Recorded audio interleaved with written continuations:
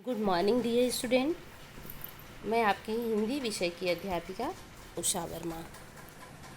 बेटा, आज हम लोग गोस्वामी तुलसीदास जी द्वारा रचित भरत महिमा काव्य का अध्ययन करेंगे।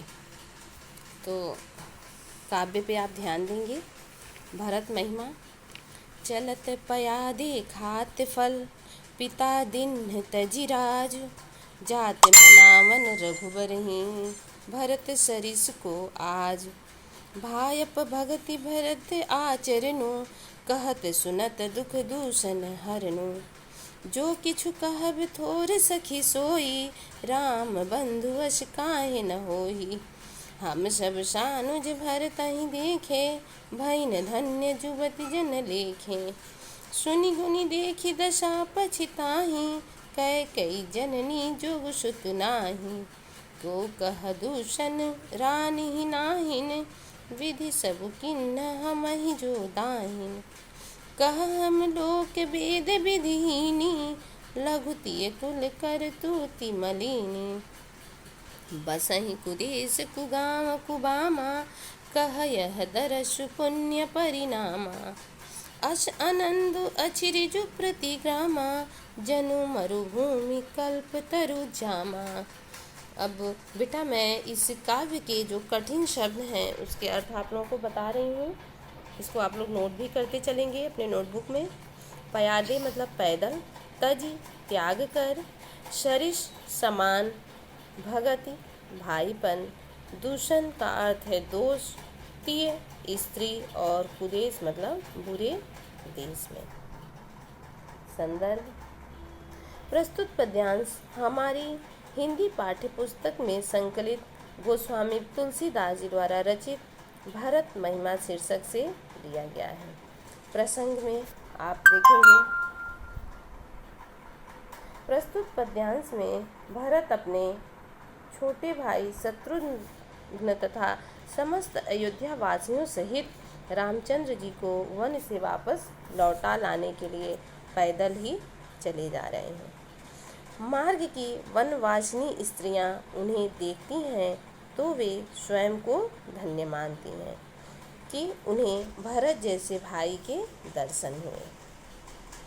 अब मैं आप लोगों को इसकी व्याख्या बता रही हूँ। व्याख्या पे आप ध्यान देंगे। गांव की स्त्रियां भरत को जाते हुए देखकर कह रही हैं कि पिता ने भरत को राज्य प्रदान किया जिस पर इनका पूरा अधिकार है, किंतु उस राज्य का त्याग करके वे पैदल ही नंगे पैर ही चलकर और कंदमूल फलों को खाते हुए श्री राम जी को मनाने जा रहे हैं। उनके समान आज कौन है, अर्थात जो भरत त्याग किए हैं ऐसा भाई मिलना मुश्किल है। उन्हें राम से प्रेम है एवं सांसारिक विषयों के प्रति विरक्त भी है। भरत जी जो कि उनके पिता ने उन्हें यह विशाल साम्राज्य दिया है, वह उसका भोग न करके, उसका त्याग करके, विषय वासनाओं का त्याग करके अपने बड़े भाई श्री रामचंद्र जी को मनाने के लिए नंगे पांव और रास्ते के कंदमूल फल को खाते हुए चले जा रहे हैं। यह भाव उस ग्रामीण स्त्रियों ने व्यक्त किया है। आगे वनवासिनी स्त्रियां आपस में बातचीत करती हुई कह रही हैं कि भरत का जो आचरण है वह बहुत पवित्र है। उनका आचरण भातृभाव की भक्ति से भरा हुआ है।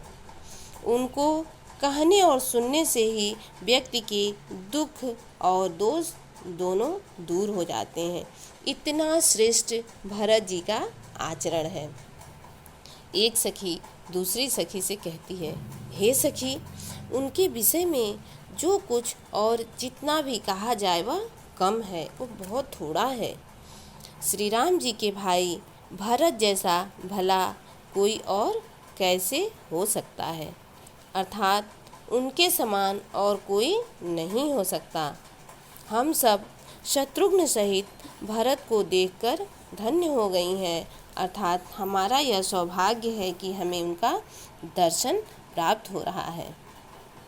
इस प्रकार से भरत के गुण सुनकर और उनकी दशा देखकर वे पछताती हैं और कहती हैं कि कैकेयी जैसी माता भरत जैसे पुत्र के योग्य नहीं है। बहुत बड़ी बात यहाँ वह वनवासियाँ आपस में कर रही हैं। एक सखी दूसरी सखी से कह रही है कि कहाँ तो पुत्र इतना बड़ा त्यागी और ठीक उसके विपरीत माँ के अंदर इतनी बड़ी लालच की भावना। यह जो पुत्र है उसकी माँ कैकेयी कहने योग्य नहीं है। कोई स्त्री कहती है, अब दो स्त्री आपस में बात कर रही हैं तो एक स्त्री इन बातों को कहती है तो दूसरी कह रही है कि इसमें रानी का भी कोई दोष नहीं है, यह सब तो विधाता ने किया है। जो भी चीज़ें होती हैं वह पूर्व नियोजित होती हैं। तो एक सखी दूसरी सखी से कह रही है कि रानी का इसमें कोई दोष नहीं है, क्योंकि ये जो भी हुआ है, जो भी किया गया है, यह विधाता ने, ब्रह्मा ने स्वयं पहले से ही सब कुछ कर रखा है और उन्हीं के अनुसार यह सब हो रहा है। जो हमारे अनुकूल है तभी तो हमें इनके दर्शन हुए हैं। यह हमारे लिए बड़े सौभाग्य की बात है, बड़े ही गौरव की बात है।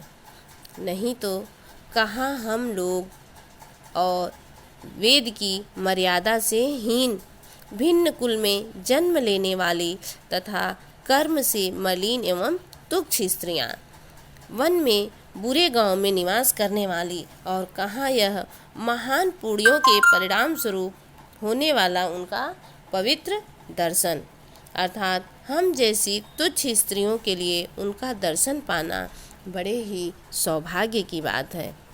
ऐसा आनंद और आश्चर्य उस वन्य प्रांत के गांव में हो रहा है। ऐसा प्रतीत हो रहा है मानो रेगिस्तान में कल्प वृक्ष उग आया हो। श्री राम के छोटे भाई भरत जी के त्याग एवं उनकी माता के बारे में वन की स्त्रियां आपस में बात कर रही हैं और वह अंत में कहती हैं कि जो कुछ भी विधाता ने किया है वह अच्छा ही किया है, क्योंकि उन्हीं के प्रभाव से हम आज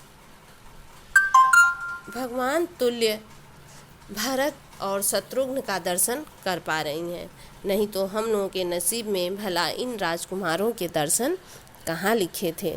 उन्हें उनके दर्शन करके इतनी आनंद, इतनी खुशी की प्राप्ति हो रही है कि जैसे लग रहा है मानो रेगिस्तान में कल्प वृक्ष उग आया हो। रेगिस्तान में जहाँ लोग पानी के लिए तरस जाते हैं, कोई भी पौधा जीवित नहीं रहता है, उस जगह पे सारे सुखों को देने वाला कल्प वृक्ष उग आया है, ऐसा वहाँ की स्त्रियाँ कह रही हैं।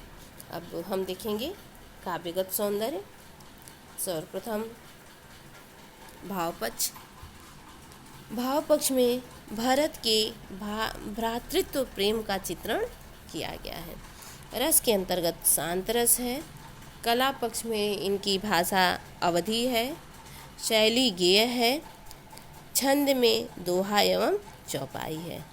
अलंकार अनुप्रास और उत्प्रेक्षा अलंकार है। यह तो हम लोग भरत महिमा का प्रथम काव्य पढ़े, जिसकी व्याख्या, संदर्भ, प्रसंग और काव्यगत सौंदर्य तथा कठिन शब्दों के अर्थों को हमने जाना।